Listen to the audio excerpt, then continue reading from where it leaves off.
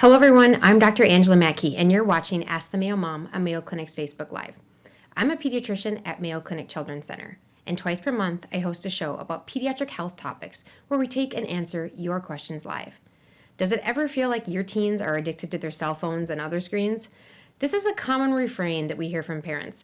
Today we will be discussing social media, screen time, and some of the risks and benefits associated with their use. Joining us today is expert Dr. Nosheen Aminuddin. Dr. Aminuddin is a pediatrician at Mayo Clinic Children's Center and is the current chair on the Council of Communications and Media at the American Academy of Pediatrics. She's also a board member of the Minnesota chapter of the American Academy of Pediatrics, and we are very excited to have her here today joining us. It's going to be a great discussion, so please send your questions under the Facebook Live video feed, and we'll try our best to review them during the broadcast today. Dr. Aminuddin, thank you so much for joining us. Hi, thank you so much, Dr. Mackey. I'm really excited to be here with you. I think it's great that we have someone who's actually the current chair on the Council of Communications and Media. This is a really big deal. I know. Well, we're happy to have you as a member of the Council on Communications and Media. Well, thank you for getting me involved, actually. So tell us a little bit about your journey and what you've been doing with American Academy of Pediatrics in regards to promotion, about talking about healthy media use and other things with children. Yeah, well, that's a great question. My journey with the Council on Communications and Media started almost a decade ago. Wow. And it was thanks to one of our now retired colleagues, Dr. Dan Broughton, who was an early pioneer of social media and media effects on children. Yes. I got involved because actually during residency, I had done a talk on media education and literacy in young people, which really kind of sparked a further interest. And so thanks to the guidance from Dr. Broughton, I started to look more carefully into that area. And as you know, in the past decade, social media has just exploded. This isn't something that we really had to even think about 15 years ago. But I was most concerned about the effects that media, both social media and other traditional forms of media, would have on children. And I also had the experience in my very first year of practice of having a 4-year-old boy ask me, because of a commercial that he'd seen on TV, to ask your doctor about Levitra, which was eye-opening. Yes, it is. And so since that time, I've just been really interested in looking at the growing body of research on media and children, but I've also gotten more interested in how physicians can engage with families, especially parents, on social media. And is social media something that you're actively involved in yourself? I am a tweetiatrician or a pediatrician on Twitter. So I use Twitter as a way to share information, accurate information about flu vaccines, about advocacy topics that relate to children's health, and to connect with wonderful colleagues like you. One of the things that I always remember is the solution to pollution is delusion. And so that's one of the things that I think a lot of the tweetiatricians or pediatricians on social media try to do. And they try to put out accurate information out, because there's sometimes a lot of inaccurate, misleading information out there. Absolutely. And I think one of the biggest and most glaring examples of this is we have a relatively small group of people who have very strong views about vaccines. As physicians, we try to make sure that all of our guidance is evidence-based, and we know that over decades, vaccines have been one of the best and most effective public health measures to decrease the risk of communicable diseases. Absolutely, yes. And so the more pediatricians we have out there putting out that good information, the more able I think we are to counteract misinformation that's from a really very small group that is just very vocal. Absolutely, and we've had some help with that recently with some of the social media platforms. Can you talk a little bit about that and how they've been trying to counter that misinformation with vaccines especially? Sure. So number one, there have been many grassroots efforts by individual physicians. I think that physician organizations like the American Academy of Pediatrics have also been very proactive in not only encouraging members, but in contacting platforms that are popular like Facebook and Twitter, Instagram, to ask them to be a little bit more proactive about the spread of misinformation. And I'm very proud to be a member of the Council on Communications and Media, because Dr. Kyle Yasuda, the immediate past president of the American Academy of Pediatrics, actually wrote a letter to a number of those social media platforms. And as a result, even when I go onto Twitter and search vaccines, Twitter actually puts up a notice saying that if you want accurate information, you can go to CDC and other reputable sources of information. Absolutely. All right, so shifting gears a little bit, moving on to talking about how media use in kids has changed. Sure. Parents really feel like their kids are sometimes becoming addicted, and even teens nowadays will sometimes say, "Yeah, I feel addicted." Yeah. Have we really seen a shift in the way and the amount of use that people are in time they're spending on their cell phones? We've definitely seen a shift towards that. Even in the past 10 years, we've gone from probably over 90% of teenagers to really almost all of them essentially being connected in some way or having their own cellular phones to be able to connect. So yeah, and while addiction is a little bit of a complex subject and multifactorial, it is definitely a trend that we've seen where teens, parents, and everyone else has been doing a lot more on media. I'm glad you mentioned parents too, because parents are, we're the role models out there for our children, and not only just parents, but like people that are supportive of today's children. And even myself, sometimes I find it's hard to really turn it off, right? Why do we think that is? I think part of it is just because social media and media in general is pervasive. It used to be that you had to sit in front of a computer that wasn't very mobile. Right. But now we have these cell phones that we can take anywhere. We can take into the bedroom. We can take wherever we go. And so it is really difficult to disconnect just because it's so pervasive. And I think we've all also bought into the idea that we need to be constantly connected and to respond within seconds. And I struggle with that myself. I try to set some limits for myself with social media use, and that can be a challenge too. It can. We'll get into limit setting and other tips for parents in a little bit. Let's talk a little bit about the benefits and risks. And I think we talk a lot about the risk, and the media promotes a lot about the risk, but let's dive into some of the benefits, because there are some, and the Council of Communications and Media has really tried to highlight both of them. So why don't you talk a little bit about that? Agreed. Well, when we look at traditional media and social media, we do have evidence from even the days of Sesame Street that when used effectively, not overused, it can actually be a great teaching tool. It can expose children to learning, and if you look at the preschool age group, not only do some kids develop better problem-solving skills with reasonable media use and high-quality educational media in particular, but it can also make them a little bit more open, to seeing children of different races, ethnicities, backgrounds that they may or may not be exposed to in their own communities. So there are a lot of pro-social benefits to media in general. And as kids get older and become teenagers and young adults, we've even seen that teenagers who may feel marginalized or who may be minorities in their community in whatever way can sometimes find a real sense of community online. And children who we see all the time who have chronic or rare diseases have also found a lot of support online. Yeah, absolutely. And their parents too as well. A lot of support groups and things where they can find ideas, support, and other things. So what about some of the negatives that we see with media use? Because I think media use is different than social media use. So maybe we should start. Why don't you explain kind of the difference between those two, and then let's talk about some of the risks. Sure. So traditional media use tends to be very much consumer oriented. Sitting in front of a TV or watching. Exactly.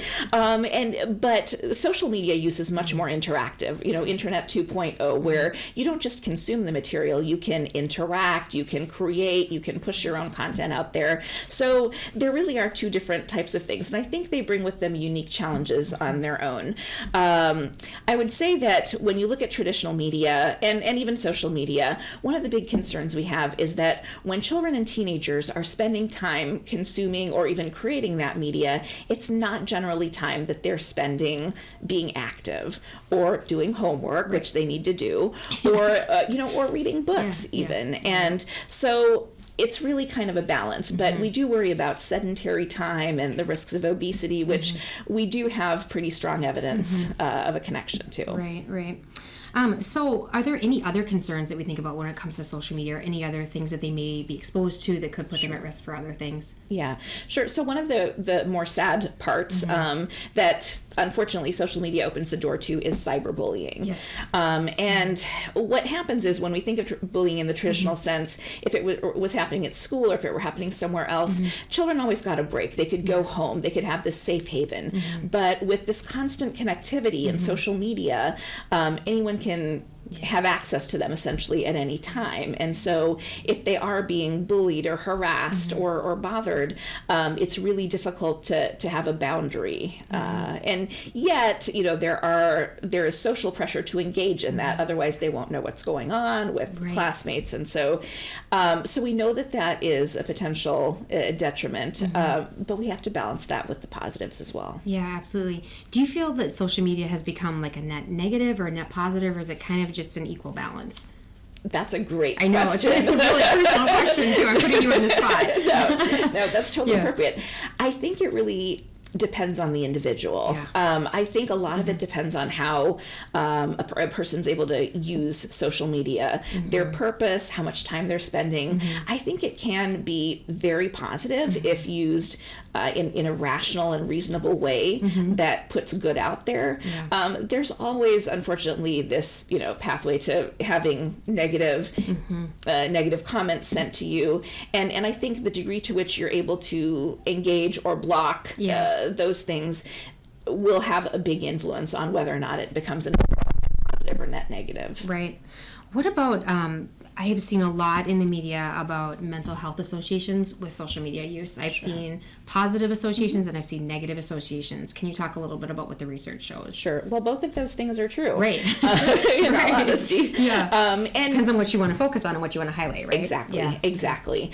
And, again, as we were talking a little bit earlier about addiction and we think about depression, anxiety, there is this sense of FOMO, fear of missing out, and not being connected sometimes can make teenagers and children feel a little bit left out. But there's also this feeling that if people aren't responding and engaging and liking, every time you click that like button, it's like a dopamine button. As Dr. Sujay Kansagra, another pediatrician, had once said. And so, there can be high highs and there can be low lows. And we do know that some people are just a little bit more prone or predisposed to depression or anxiety, addiction. So it's not an easy or uncomplicated question to respond to, but there is some nuance in there. Okay. We have a great audience question here, and it kind of fits in right now. What would a parent look for if they're seeing signs of their child maybe having kind of addiction to it? I know addiction is a really strong word, and I hate to throw that around, but really having difficulty separating themselves from their phones and from social media. What would a parent look for? Yeah. So I think withdrawal is a big thing. Seeing a child who's not engaging one-on-one or in person with people, even if you're sitting down for a family dinner and the child is, constantly on the phone, or the parent is, for that matter. Calling ourselves out. Yep, we do need to do that. We need to keep it real. Sorry. But if parents notice that kind of behavior, if they also notice a change in grades or just the child or teenager's mood, I think those are all signs that maybe too much of a good thing is having an effect that might not be so positive. Right. So that kind of comes back to kind of being for parents trying to be proactive about their child's use.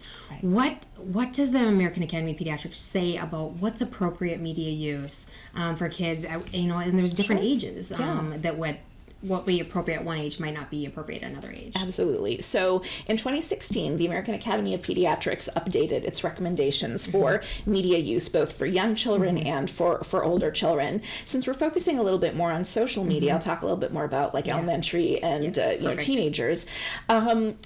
So for a long time, we had said no more than 2 hours total in a day. And it's not that we've necessarily moved away from those recommendations. It's just that we've sort of said we need to look at this in the totality of a child's day. And when we think about the amount of time needed to do homework and then do other activities, whether it's sports, theater, music, just other things that children enjoy, we still find that probably more than 2 hours a day is going to eat into sleep time, which is also really important, and other activities. So what we recommend is that families sit down and set some boundaries. And what I often hear from parents, understandably, is, well, I can't enforce all of these boundaries. And that's okay. I mean, that's just life. But we do have good evidence from the Kaiser Family Foundation that even when families set some house rules about media use, there's a marked decrease in media use. So you don't have to be perfect. This isn't about perfection. It's about setting some boundaries and being able to refer back to that. One resource that I share with families is the Family Media Use Plan, which they can access for free on healthychildren.org. It's an interactive plan where you can create individual recommendations for each member of the family, including parents, because we can't just expect kids to hold to follow these rules if we don't model that ourselves. Right. The Family Media Use Plan, I think, as parents, gives us the time to reflect on our own use. Do we know anything about parental media use being associated with increased use in children? So that's a good question too. What we do know is that when parents are actively engaged in media use, there's less communication with children. And that's particularly important for younger children who are building their vocabulary and really need to hear speech from their parents and that interaction. And we've also found that it is that interactivity that makes a difference. So just putting them in front of the screen and having someone on the TV talk actually has a detrimental effect on speech and language development. So they need in-person interactions. Right. They need to see faces. Exactly. They need to have that serve and return, right? Right. Yeah, where we get as human beings, which we need, right? Absolutely. Yeah, absolutely. That back and forth connection. Right. So there are certain types of media or social media that parents should avoid, or things that they can look into before they let their children use these platforms? So great question. I hesitate to recommend or discourage any specific type of media, Perfect. but I think what you said was so important. Have parents look into everything. Great. There are some good guides online. There have been some recent articles because social media is evolving as we speak. So just kind of looking up things, if you hear your kids talking about being on TikTok or other things like that, just having parents look that up. I also think that Common Sense Media is a wonderful resource for media in general that parents can use. And I love that because they give ratings, Yes. especially like when it comes to video games. Right. And sometimes you're buying a video game, you don't really know what it is, Right. but you can actually see ratings for violence and sexual violence and other things on there, which is really, really helpful. So it helps to just, a little bit of research can help you make some choices informed going forward. So Exactly. what about, a lot of parents will ask me in the office, what's the right age to get a cell phone? Oh, very Do you hear good this one? question. I do. I think this is such a tough question. It is. It is a tough question. And again, I think on some level it needs to be individualized. The primary reason I can see for wanting your children to have a cell phone is for safety and to be able to contact you in an emergency. Officially, we're recommending, or through Common Sense Media, that you wait until about 13 before you give your child a cell phone. But again, I think that is something that can be adjusted depending on family situation, need for use. And also keep in mind, even though smartphones can do a lot, parents can put limits on that, either through their plan or through they can.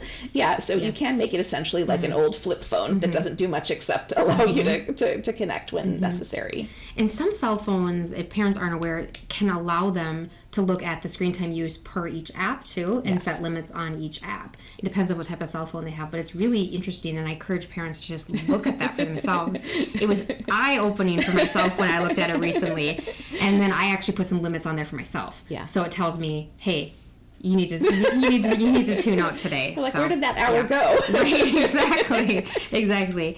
So that brings me to the topic of kind of screen-free zones. Are there certain times, places that we recommend that kids have that cell phone put away? Sure. For one thing, one of our big recommendations through the American Academy of Pediatrics that we have been pretty consistent about is no screens in the child's bedroom. And I know that can be difficult because nowadays children are often doing homework, using iPads, but really to sort of say that is your time to sleep, to both encourage good sleep hygiene, but also to physically enforce some limits on screen time use. So no screens in the bedroom. The other thing that I recommend, and that Common Sense Media has also been a part of, is device-free dinners. Oh, I love that. Yeah. So everyone puts away their devices when you have dinner, hopefully as a family, and then you actually get to talk one-on-one, the old-fashioned way. Yeah, the old-fashioned way. And I think kids need to have lots of experiences where they learn to communicate with people and ask them about things and listen and practice listening too. And so if they're on those devices, they're not getting that as much. And if a lot of their communication with your peers is like that, they might not be learning to navigate some of those difficult situations where we have conflict too. True, exactly. Other things to think about. There are some some really scary things about social media that I think every parent should hear about. They're not very common, but we still need to have these conversations. What would some of those things be? So again, going back to what Dr. Broughton was involved in as someone who was also an expert in child abuse and exploitation. I remember he had a panel of young people and found out that probably 3 of the 4 kids on that panel had been solicited in one way or another. Which is really shocking. And so what I recommend to my patients when we talk about social media use at Well Child Checks is that they be careful about what information they're sharing. It can be very easy if someone's wearing like a school sweatshirt for someone who doesn't have good intentions to find out where to find that child. And so really being very careful about the information that you share, having a private account, having parents be an active part of that use, or at least have full access to accounts so that they can be aware of what's happening. I think is important. Yeah, absolutely. So one of the things that teens that we've seen get in trouble with is distributing semi-nude or partially or fully nude images of their peers that maybe have been sent to them. Can you talk a little bit what that's called and what we should be having conversations with our teens about? Yeah, so you're talking a little bit about sexting, which is essentially a lot more common than we ever thought it was. And again, I think it might just be I guess part of the culture, because everyone has this access that we once upon a time didn't have. What I share with my patients is that whatever you send out into the internet, even if you have a private account or texting, once it's out there, you have no control over it anymore. And essentially, if it's not something that you wouldn't want posted on a bulletin board at school, old school, it's not something you probably want to put out there. And so with regard to sexting, I talk a little bit about privacy again, and about, even if you do that within the context of a relationship where you feel committed, if you were to break up, how would you feel about that? And so just getting them to understand that everything on the internet is essentially permanent, and 10 years down the line, if they're applying for a job, is that something you would want out there? So stop and think before you text, or think before you post, those kind of things. One other thing that you had mentioned was privacy settings, but what about location tags and stuff like that? Can you talk a little bit about that for families? So a number of different social media has the option to tell exactly where you are when you post something. I recommend just disabling those.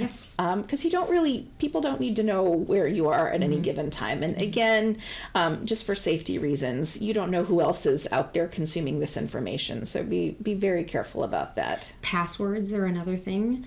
So you had mentioned that parents should have full access. So how would you recommend that they go about doing this? Because a lot of parents are like, well, otherwise I'm invading their privacy when I'm reading their private stuff. So talk a little bit about that. Sure. So I recommend having an open conversation. When children are 13, if they decide that they want a social media account, having the parent say, okay, but the rules are I have full access. This isn't a private thing. This is out there in public. And so if other people can see it, it should be accessible to us too.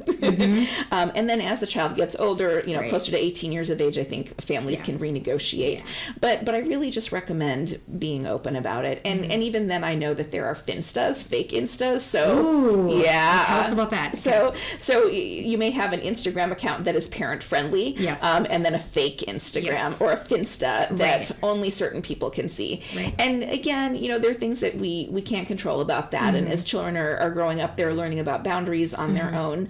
But I really just encourage that healthy communication. I've had families and parents who have created their own Instagram accounts just so that they can follow their kids. And there's this understanding that this is an open part of communication. I want to have some idea of what's going on. And I agree. It's not that invasive. One thing I'll tell families is, like, if your child or your teen went over to hang out with somebody, you want to know who they're hanging out with, right? Exactly. You want to know who they're talking to, and it's the same idea, because you're going to make mistakes as a teen, and part of our job as parents, and we're going to make mistakes too, is to be able to learn from those. And if we're not there kind of just helping you learn in those situations, we're doing you a disservice. And I really think that parents function as guardrails, There's acceptable and healthy use, and let's just make sure you don't go too far into what could be dangerous for you. What could be dangerous. Absolutely. So as we're getting close to the end of our time, this has been fantastic information, and I hope our families are watching this as well and finding value in it.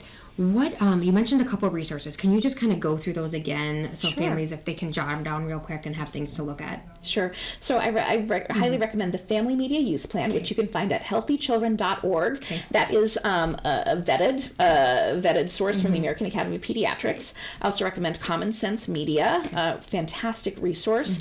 And honestly, just looking up phone settings, to understand and being able to find out a little bit more about the apps that are out there, the ones that teens are using. Because as you might have mentioned before, teens aren't on Facebook. No, we were talking about that. They're not here with us. They're other places. Exactly. Yes. And things like TikTok and new emerging platforms like you'd mentioned before. So. Yeah. Absolutely. And anything else that any other wisdom you want to share with us today about social media? Well, number one, I just want to share with parents that we know that this is hard. It's complicated. It is. And with social media as pervasive as it is, we want to make recommendations. And please feel free to talk with your pediatrician. Yeah. This is something that we're interested in as well. We want to be able to meet you where you are and your kids where they are. So it's not about perfection. It's about being able to set boundaries and learning and growing, evolving as social media evolves as well. Absolutely. Dr. Nishina Median, thank you so much for joining us today. This was an honor. And thank you everyone who watched and sent in questions. You can catch the next Ask the Mayo Mom video question and answer on March 5th at 11 a.m. Central Standard Time. We will be discussing epilepsy in children, including when surgery is an option to relieve seizures and treat and give them some relief. Our guest will be pediatric neurosurgeon Dr. Kai Miller and pediatric neurologist Dr. Anthony Fine. Thank you everyone who watched. Have a great day and make sure to get your flu vaccine.